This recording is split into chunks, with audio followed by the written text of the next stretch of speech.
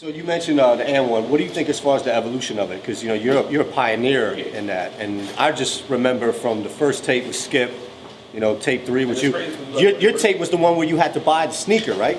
That was the first joint I think you were on. Yeah, that's the third. Yeah, we buy you, me and Sauce, we buy you 3. Right. And I don't know, do y'all remember that? Where you had to buy the sneaker? That was the blue one. I think of the blue No, cover. that was the red. The red cover. That's right. It was the red code. It was Red Alert. I don't even know. Or Code Red. It was one of those two. And you had to buy the sneaker. I'm the only one that remembers this? I didn't remember. So validate my ass. All my homies I'm out here drowning like, yo, I'm the only one. Hot sauce and Ayo. Ayo. I mean, Sauce did what he did. I mean, what happened with the N1 stuff is more like me and Sauce take like Skip said this, and you know what's funny? I go back a little bit. I always tell people like I respected Skip and Alamo and Shane them a lot more after I found out. Like when you look at them tapes and it's like, oh, they're doing that shit in that park, but like Skip and Alamo was like 15. Right. So to be doing that type of shit in that environment at 15, like they was playing against grown men that was coming back to rock and all that. Like so, for me it was like, yo, that was some shit. Like when you look at Skip first tape, you're like, oh, he's doing it, but he was like 15, because all that shit from Skip tape was like from like '94. That's before he went out from college to go to school. So he like 15 years old doing that type of shit. But like, what Skipper said that he was like,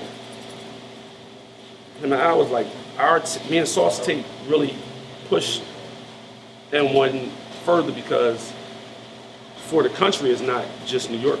Right. You hear Sauce accent and then you see somebody from Philly, so it's like, oh, that shit's everywhere. Like it ain't just, because you know, without me and Sauce tape, that shit probably would have died down because it's still New York, and then people get tired of New York. So it's like, all right, so it's like I say, it's the Sauce tape, and then we go to LA and we get sick. So it's like, oh shit, we're going to LA now. And Flash from Chicago.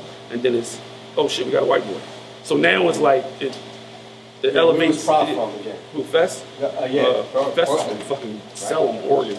Yeah, Oregon. I remember that joint where you had the tryouts. That's what it takes. So like, me and Sauce tape is like, it takes it to another level, because it's like, oh, it just ain't in New York. It's in Philly and it's in fucking Atlanta. But it's crazy because like the Sauce. You like how it's gone though?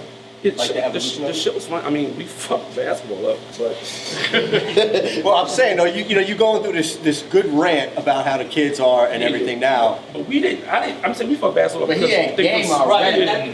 We wasn't. It wasn't a Yeah, fundamentals. Teach you fucking video like try this shit. And like I didn't think it was gonna get like that, but like like I told you a couple weeks ago, I got kicked off a team trying to try some of that shit out. Like I told you, I was a fucking kid. He was in fucking Philippines or something, and they had the open run shit, and the kid like put the ball in his shirt, which I had to get him dead, but like, and then threw it around. But when he did it, he like took it off at the same time and threw it in the air, so the fucking ball was in his shirt. So I looked at Alamo, I was like, yo, you fucking asshole. Like this shit is crazy, and it's crazy because like now it's like, if I was to tweet something, like I told two, he'd tell you, I never tweet about basketball anymore, because I can't, because like when I tweet about basketball, people like, you don't get the fuck out of here with all that dribbling shit. I'm thinking like, fuck, I know how to play basketball. Right. Like I can so it was like, now. after the fucking, I had the, rest in peace him, I had the back and forth with Red Auerbach. So this is some funny shit. We was having this, N1 wanted to do this thing about, when I said, like, I didn't give a fuck about playing against anybody anywhere. So they did this little run, they ran his ad and slam. So right before we had this game in Boston, they came to Philly, and Boston Globe guy had, interviewed me about, just the difference between eras and all that stuff like that. And I was like, well, like an era is an era. You can't really, the 50s and 60s is kind of hard to even try to compare them. I mean, Wilton, Bill Russell and all that, but like I wouldn't try to compare you and Bob Cousy. Yeah, because it's different. Like I don't think Bob Cousy could, like, no, what I said is, you really want me to believe that Bob Cousy could stick Allen Iverson. So he took it and put some other shit in it. So by the time we got to Boston, the next day, I posted to the fucking interview with Tommy Heinz and me and Escalade, and they was like, no, he can't come. And I was like, what the fuck? So the next day in the paper was like, Red Auerbach was like, he's just mad because he can't make the Harlem Globetrotters. And I was like, that wasn't what I was trying to say, but fuck you, Red Auerbach. Fuck about you. Like, all right, well, we can't stick with, like, you want me to believe that fucking, what they had, Dave Cowens could guard Shaq? Like, no, it wouldn't even be fucking fair. Like, it's just different. So that's what kids think now is like, oh, why would them old niggas from the 90s or the 80s? But nigga, Magic is still 6'9". Right. So I'm not talking about an old Magic. I'm talking about fucking right out of like Magic's first fucking year. Like Magic won the national championship. Got to the NBA the next year and played fucking center in the 7th game of the fucking NBA Finals and had 42, 15, and 7. Like, he was fucking 19. But y'all keep talking this LeBron shit, which LeBron is good, but like, well, Magic and LeBron like the same person. They don't got no fucking moves at all. It's fucking horrible. But still, like, imagine 6'9" running at you fast like that on a break. Like, that shit's crazy. Well, let me tell everybody this story. We never talked about this because it's not a big deal, but I was on the N1 bus as a journalist. That's the fucking shit. So I'm from Philly, he's from Philly, so I'm looking at it like, we good. Like y'all down by law. As soon as we get on the bus, The greatest trick. he Aaron start, ever played. he start treating me like I'm a rookie. I'm like, wait, hold on. Before we get on the bus, he like, yo, what's up, man? What's good with you? I'm like, I'm chilling, about to write this story. He's like, all right, let's make sure you spell my name right. I'm like, fam, I got you. We get on the bus, he's like, yo, don't be late tomorrow. We handing out fines. I'm like, but he was serious though. Like, he was serious though, Riding bro. around the country on a fucking bus, you gotta have some type of fun. Yeah, Watch sports, all that shit like that. How many in the bus? Huh? How many in the bus? You had the whole squad in one? No, hell no. We was like five or six in security. So it's like 8 bunks, 5 or 6. One bunk after Flash died, nobody could sleep in that bunk. So we like put stuff in Flash bunk every time. So, but after like the 2003, so we had like fucking 6 buses. So. Who was the big prankster? You? Who? Like the prankster. You and me. You fucking with everybody, huh? Every day.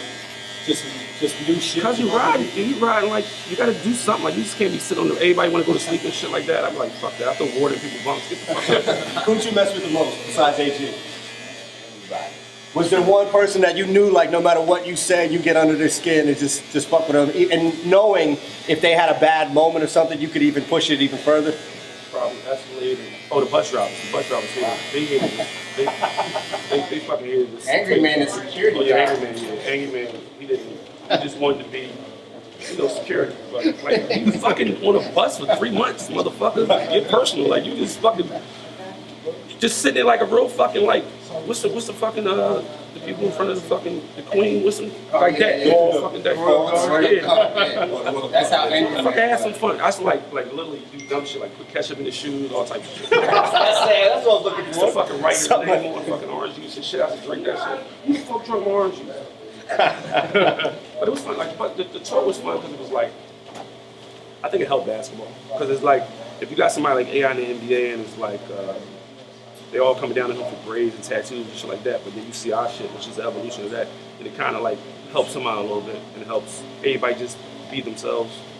Because like for us, it was more like we was approachable. Like it wasn't for a kid to come to a game and literally like it and like us as we was NBA players, but then like I'll literally walk up on them and have a conversation and be like, oh shit. Right. Like I seen that Steph shit like last week, 2 weeks ago. Y'all see that shit? Yeah. I don't know what he was going through at that time, but like I was with AI Saturday and he's just a dickhead. And me and Logan in the hotel and I see the white lady, I see her coming and I'm like, I know how he is. And he came, he was kind of like, he was saucy, so he was like, I'll take a picture. And then once he took the picture, I'm looking at the ladies that she was with, and they started to get up and look at them like, please don't. And he cusses their ass out. And I'm looking at him like, dog, you gotta just take the fucking picture sometimes.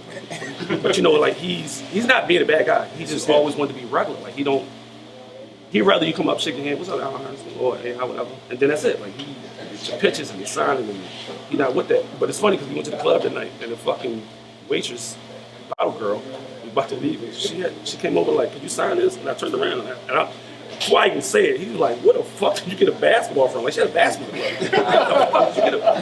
We didn't go till like 1:30, something like that.